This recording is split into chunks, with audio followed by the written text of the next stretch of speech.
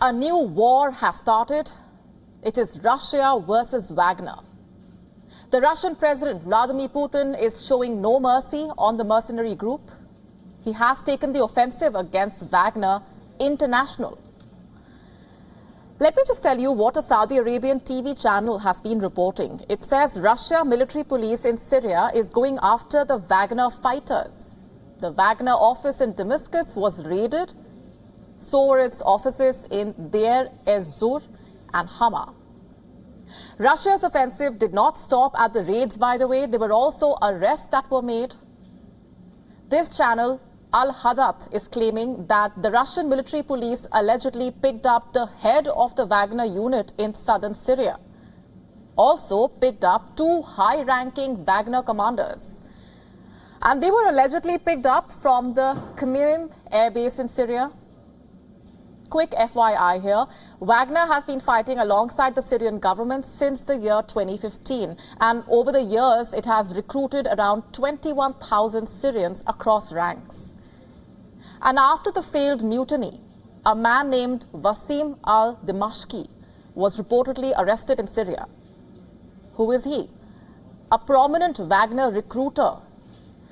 He was picked up along with his Russian translator.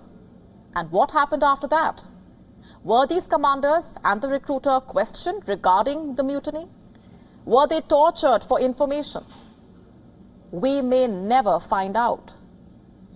Because Wagner here is denying anything ever happened. That's right. One Telegram channel linked to the mercenary group, in fact, wrote, the information about the arrest is not true. So what is the truth then? And where is the Wagner chief? Why hasn't he said anything since the failed mutiny? How exactly are the Wagner fighters placed in Syria and Africa? I ask these questions because it's very hard to believe that Putin is going to let Wagner off the hook just like that. The Saudi news channel claims that Russia had roped in Syrian intelligence in the local campaign against Wagner. You see, this war, Russia versus Wagner, has gone international. And Africa is where the next battle will be fought. Time for some history here. Wagner arrived in Africa in the year 2018. What for? To fight off a rebel uprising in CAR, or Central African Republic. And in the years that followed, Wagner spread its wings to Mali, Sudan, Libya. In fact, Wagner operated in these countries with Russia's blessings and in the interest of Russia. One failed mutiny later, these countries are uncertain about Wagner's future. They are cautious about being caught in this crossfire or, becoming collateral damage in the war between Russia and Wagner. Quick question here, who is winning this war? Wagner's mutiny failed, but let's not forget it was Yevgeny Prigozhin's troops who won Bakhmut for Russia. It was the longest battle in the Russia-Ukraine war. And by the end of it, Prigozhin's men proved themselves to be the most effective fighting forces. But the Wagner fighters are no longer fighting Russia's war. At least that is what the two sides want us to believe. Will this come at a cost to Moscow? Will Wagner's absence leave gaps on the front lines? So far, there seems to have been none, and if anything, Russia appears to be making gains. I'm not the one saying this, Ukraine is. You heard that right. Kiev is saying that Russian troops are advancing in the Eastern Front. And which areas are these? Avdiivka, Marinka, Liman, also Svatov. And what really is Russia saying?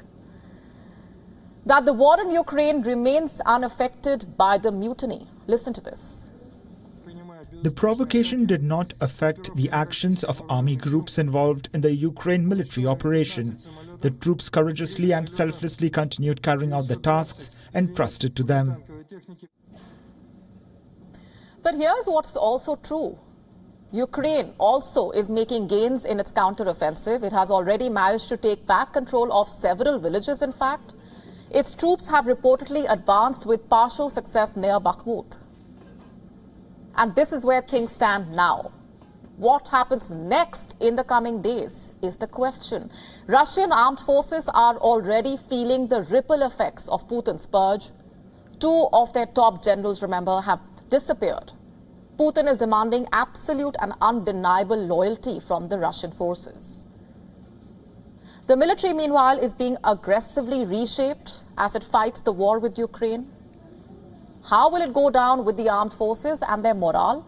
Will Ukraine end up capitalizing on the chaos? Will it be the winner of Russia's war on Wagner? Which, mind you, has now also become a war of narratives. You see, in Russia, media outlets linked to the Wagner group have been blocked. We are looking at least 5 examples. Refrain, Politics Today, Economy Today, Never News, and People's News. All of these media outlets were either funded by or linked to the Wagner group. One Russian television host, in fact, was heard claiming that the Wagner boss is, quote-unquote, going off the rails because of big money. And the host went on to say, Wagner had developed a sense of impunity, courtesy his operations in Syria and Africa. The host, by the way, provided no evidence, but claimed that Yevgeny Prigozhin had received more than 9.7 billion in state funds. What point is Russia trying to make? That it unknowingly created a Frankenstein monster? Or that it finally understands the point that Hillary Clinton was trying to make when she told Pakistan years ago that it cannot keep snakes in its backyard and then expect them to only bite the neighbors? So is Russia versus Wagner a war of Moscow's making? WION now available in your country. Download the app now. Get all the updates on the move.